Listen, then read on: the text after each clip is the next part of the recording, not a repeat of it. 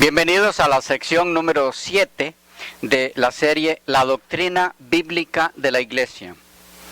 Nos corresponde entrar en el versículo número 9, texto número 9 más bien, que menciona el término iglesia.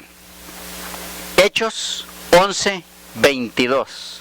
Hechos 11:22. Dice así la palabra del Señor. Llegó la noticia de estas cosas a oídos de la iglesia que estaba en Jerusalén, y enviaron a Bernabé que fuese hasta Antioquía. Leemos de nuevo.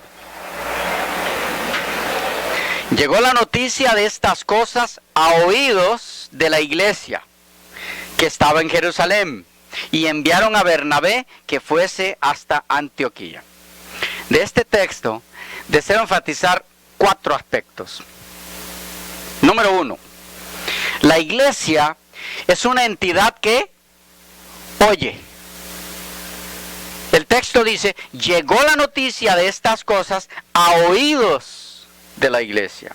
Por lo tanto, es importante volver a recalcar aquí que el término iglesia nunca puede ser aplicado estrictamente hablando a un local o lugar de reunión, o a un edificio con el mismo fin, ya que estos no oyen. Los que tienen la capacidad de oír, en este caso, son las personas. Ellos son la iglesia. No es inconveniente llamar iglesia al lugar de reunión de los cristianos, como mencionábamos hace un momento atrás. Pero si solamente se entiende iglesia, en ese caso, como lugar representativo de aquellos que allí se congregan con fines eclesiásticos. Y es en este sentido que les decía que en algunas ocasiones Elena de White utiliza el término al referirse al lugar de reunión de los que componen la iglesia.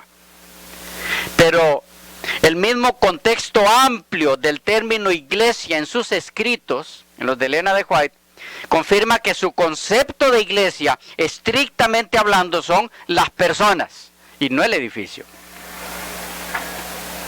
2. Había una iglesia madre en Jerusalén. Segundo aspecto que quisiera recalcar de este texto. Había una iglesia madre en Jerusalén. Una iglesia pionera en el cristianismo.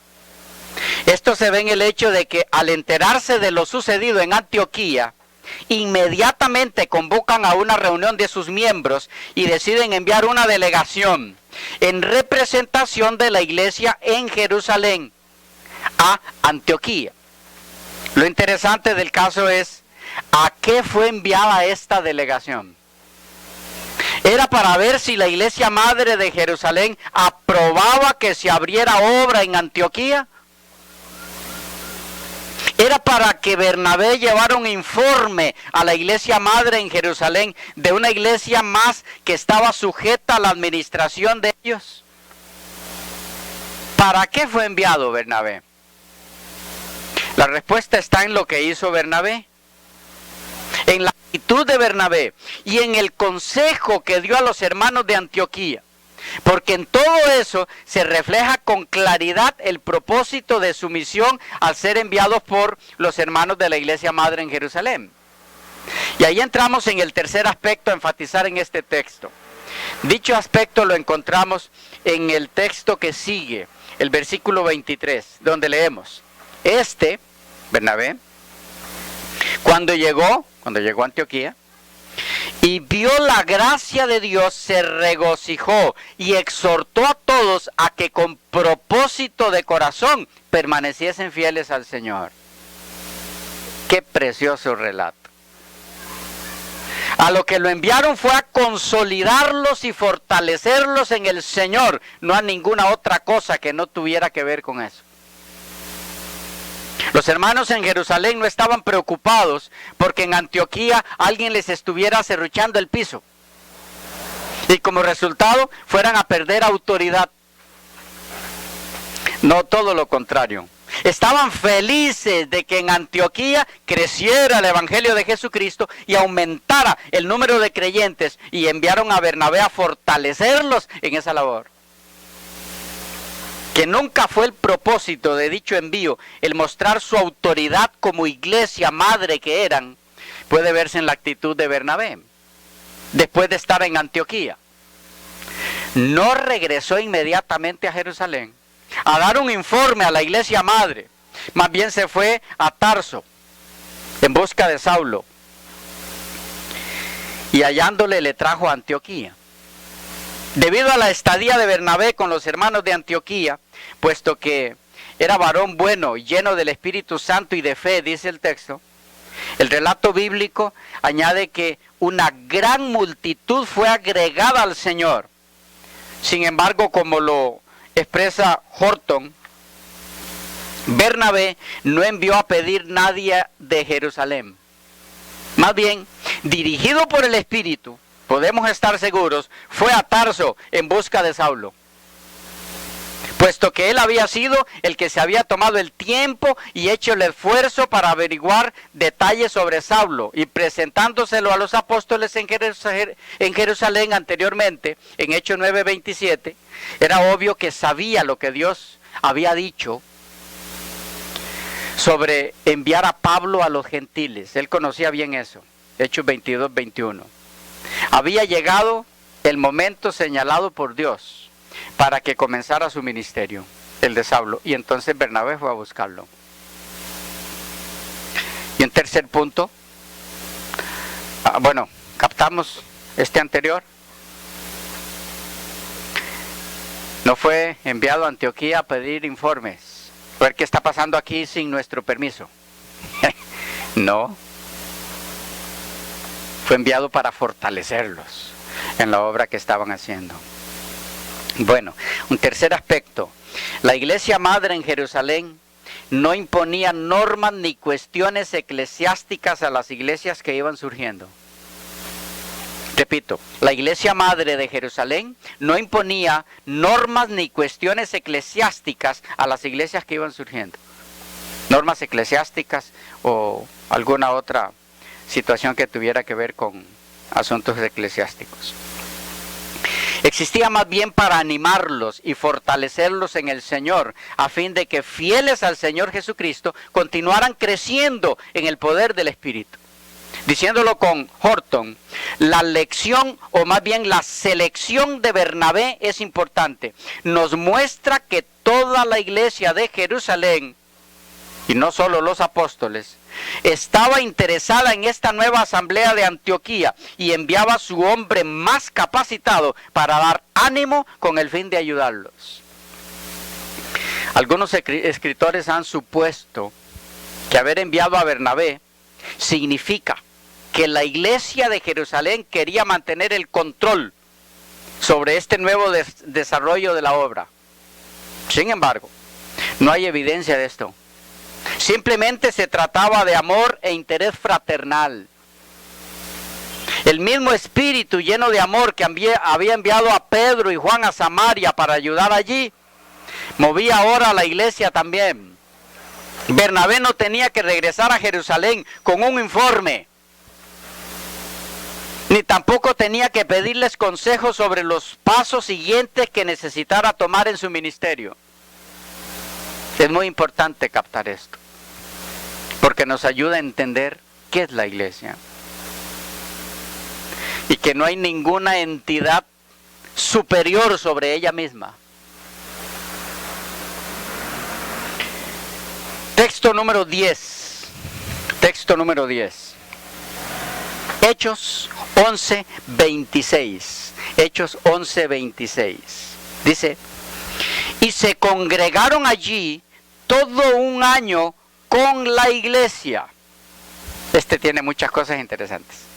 Y se congregaron allí todo un año con la iglesia. Ahí está, eclesía. Y enseñaron a mucha gente. Y a los discípulos se les llamó cristianos por primera vez en Antioquía. De este texto vamos a centrarnos en dos puntos muy importantes. Número 1. La iglesia es una entidad que cuenta con la capacidad de congregarse.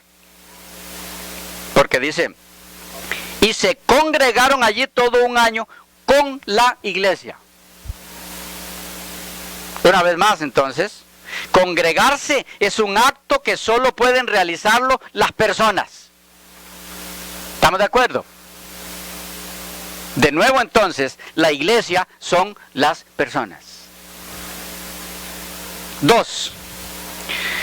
Bernabé y Pablo se congregaron con la iglesia. O sea que ellos por sí mismos como creyentes eran iglesia. ¿Captamos el punto? Es decir, sin que Bernabé y Pablo estuvieran en su medio, ellos eran iglesia. O lo que es lo mismo, no necesitaban como requisito para ser iglesia que hubiera entre ellos un dirigente o líder, representante de la iglesia madre de Jerusalén. Ellos eran iglesia por derecho propio al haber aceptado a Jesucristo como su Salvador y Señor. Y desde ese momento se constituyeron en iglesia. Cuando Bernabé y luego Saulo se congregaron con ellos, ya tenían tiempo de ser iglesia. Por eso pudieron estos congregarse con la iglesia. ¿Estoy comunicando el punto? Sí. Ambos habían sido elegidos por Dios para dirigir la obra en Antioquía. Y sin embargo, la iglesia de Antioquía lo era, iglesia, aún sin ellos. Bernabé y Saulo. Ellos fueron enviados a orientar y dirigir la iglesia que ya existía. No autorizarles para convertirse en iglesia, sino a orientarles para, como tal, cómo podían crecer en el Señor. Captamos este punto, hermanos. Yo quiero estar seguro que lo entendemos. No fueron enviados ellos dos para hacer una ceremonia en Antioquía, donde a ese grupo de personas se les reconociera como iglesia. Para nada hay eso en el texto. Dice que ellos fueron a congregarse con la iglesia. Ya lo era antes de que ellos llegaran. Ustedes encontrarán hoy entre muchas de las denominaciones religiosas la costumbre de que para que un grupo de personas que ya tiene tiempo de reunirse pueda convertirse en una iglesia, tiene que hacerse ciertas ceremonias donde una autoridad superior a ellos los reconoce como iglesia. Aquí no hay nada de eso. Hay todo lo contrario. Los que llegaron no eran una autoridad superior, eran hermanos como ellos. Y llegaron a congregarse con la iglesia que ya existía. ¿Desde cuándo existía? Desde que aceptaron a Jesucristo como su Salvador. Ya eran iglesia. ¿Estamos captando?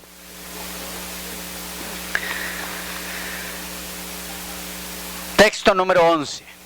Texto número 11. Hechos 12:1. Hechos 12:1. Dice, en aquel mismo tiempo, el rey Herodes echó mano a algunos de la iglesia para maltratarles. Aquí está Eclesía otra vez. En aquel mismo tiempo, el rey Herodes echó mano a algunos de la iglesia para maltratarles. En este caso, una vez más, la iglesia son personas a las que se echó mano para maltratarles. No se puede echar mano a una institución etérea que no siente, que no se puede maltratar. Se puede maltratar a personas o animales, ¿okay? En determinado caso, pero son seres. No se puede maltratar una cosa en el sentido de producirle sufrimiento. Se puede desbaratar un tarro, una mesa, pero ahí no hay sufrimiento de parte de quien recibe el maltrato.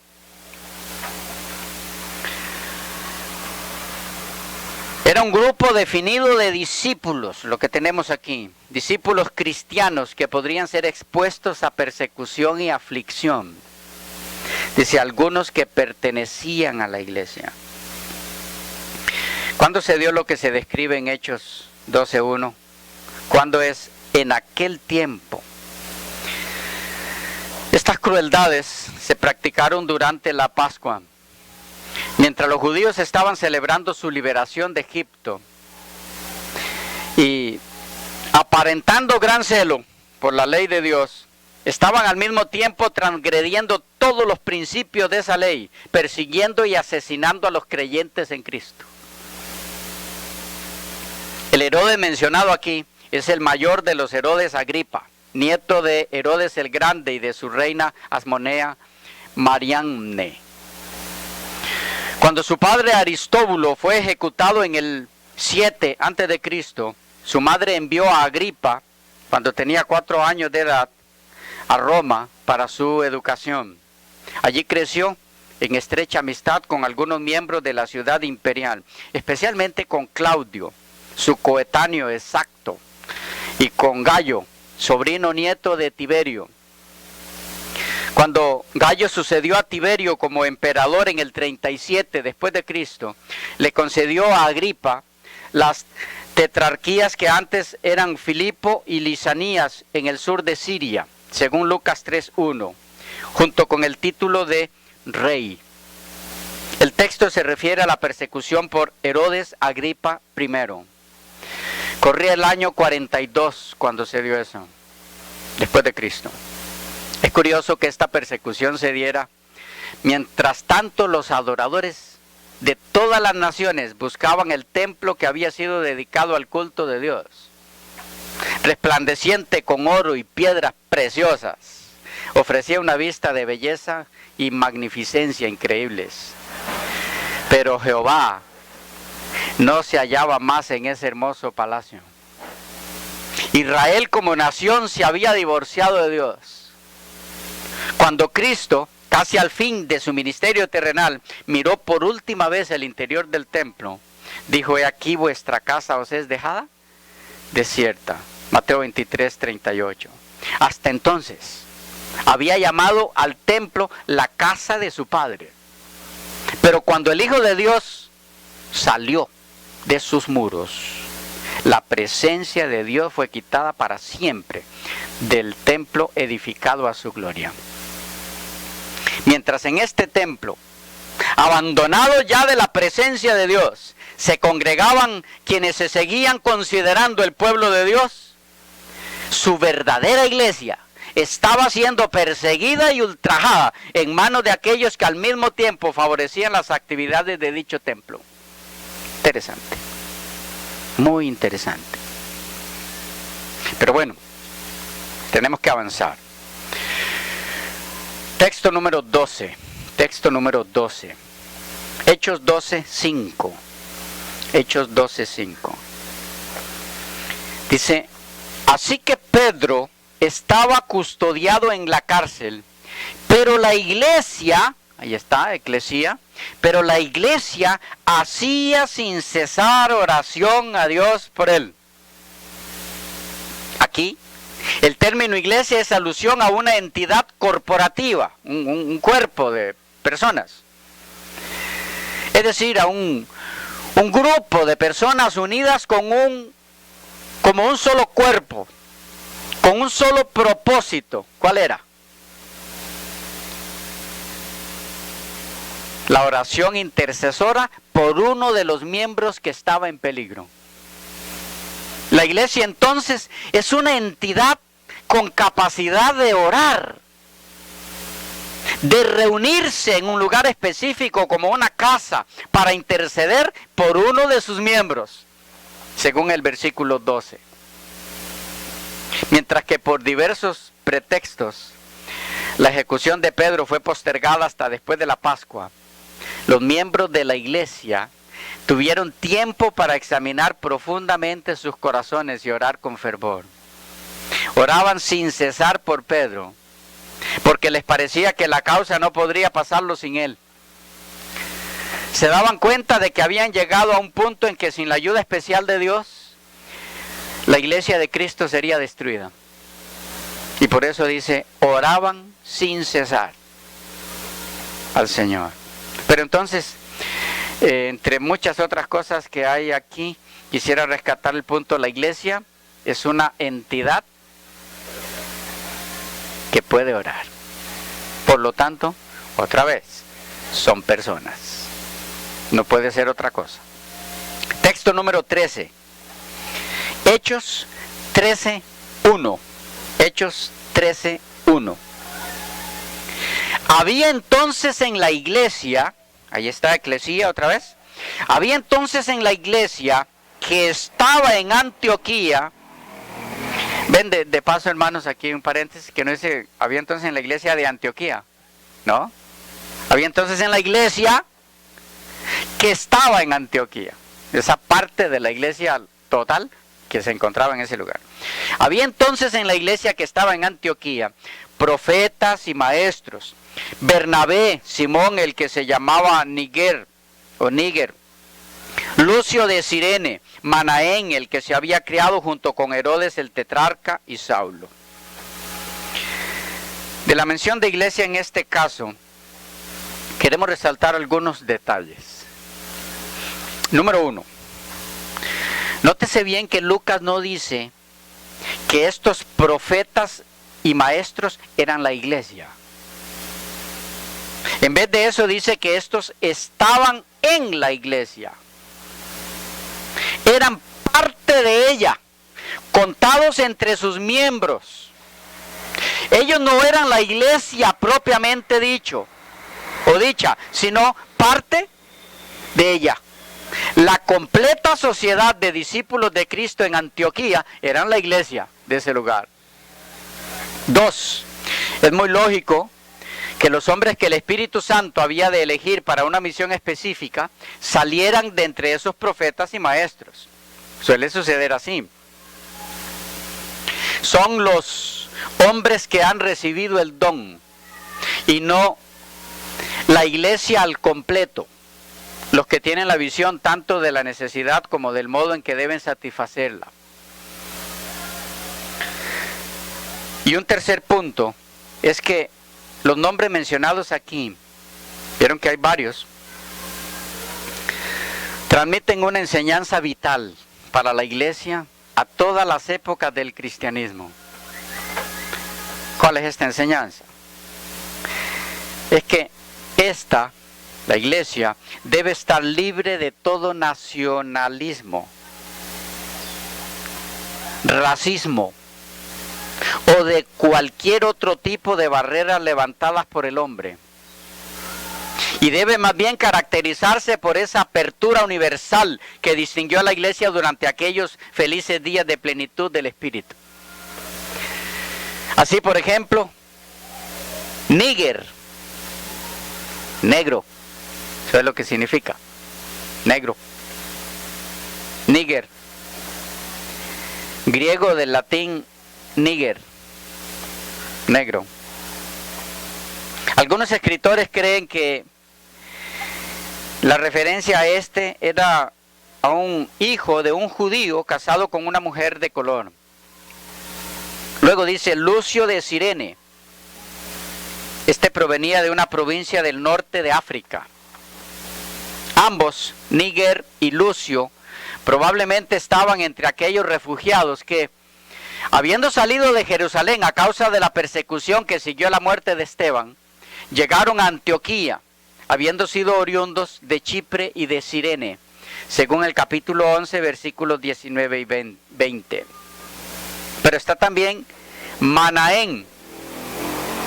Manaén, su nombre es una forma griega de la palabra hebrea Menaén, que quiere decir consolador. Lucas dice que se había criado con Herodes el tetrarca. Esto permite suponer que lo que Lucas está tratando de decir es que Manaén era un hermano de leche de Herodes Antipas, el tetrarca de Galilea y Perea, según el capítulo 4, 27, Mateo 14, 1 al 12, Marcos 6, 14 al 29 y Lucas 3, 1. si quieren revisar luego. Manaén era persona influyente de alcurnia real y cristiano de Antioquía. Y fue quien proveyó a Lucas con información acerca de Herodes Antipas y posiblemente de otros miembros de la familia de Herodes. Manaén se había criado en la corte juntamente con Herodes Antipas, quien decapitó a Juan Bautista y participó en el enjuiciamiento de Jesucristo. Así entonces, no puede ni debe haber en la iglesia de Cristo ningún tipo de discriminación racial o social. O sea, si este Manaén es la persona que creemos, había muchas razones para no aceptarlo. Pero no fue así. Digo, para no aceptarlo como miembro en la iglesia. Allí lo tenían. Cuarto punto, o cuarta lección que se desprende del concepto de iglesia aquí, es que no es la iglesia la que aparta a una persona para Dios y su servicio por la imposición de manos, sino que es Dios quien hace tal obra, y la iglesia lo único que hace es reconocer dicha selección divina. Esto lo vemos por el hecho de que antes que la iglesia les imponga las manos a estos hombres, ya Dios los había elegido. Capítulo 13, versículos 2 y 3. En palabras de Elena de White, tanto Pablo como Bernabé habían recibido ya su comisión de Dios mismo, y la ceremonia de la imposición de las manos no añadía ninguna gracia o cualidad virtual. Qué interesante. Voy a leer de nuevo esto. Tanto Pablo como Bernabé habían recibido ya su comisión de Dios mismo, y la ceremonia de la imposición de las manos no añadía ninguna gracia o cualidad virtual. Era una forma reconocida de designación para un cargo señalado y un reconocimiento de la autoridad de uno para ese cargo. Por ella, la imposición de manos, por ella se colocaba el sello de la iglesia sobre la obra de Dios, sobre lo que ya Dios había hecho. Entonces la iglesia daba su reconocimiento. O como lo expresara el reconocido F.F. Bruce, la imposición de manos en estas circunstancias no les impartían a Bernabé y Saulo ningún don o autoridad espiritual que ya no tuvieran. Pero por este medio, la iglesia de Antioquía, a través de sus dirigentes, expresaba su comunión con ellos y los reconocía como sus delegados o apóstoles. Fueron enviados por toda la iglesia, y a toda la iglesia le dieron su informe cuando a su debido tiempo volvieron a Antioquía. Y aún otro respetado erudito agrega que quizá delegados, término utilizado por F.F. Bruce, es una palabra demasiado fuerte aquí, ya que salieron como apóstoles del Señor y no de los hombres. La iglesia no pudo hacer más que reconocer lo que Dios hacía, asociándose con el plan divino en un espíritu de estrecha comunión. Así que eso de delegados está bien, pero no llevado al extremo. No representando ninguna autoridad superior de una iglesia sobre otra. ¿Ok? Y esto nos lleva al siguiente texto, que veremos en la próxima sección porque se nos volvió a ir el tiempo.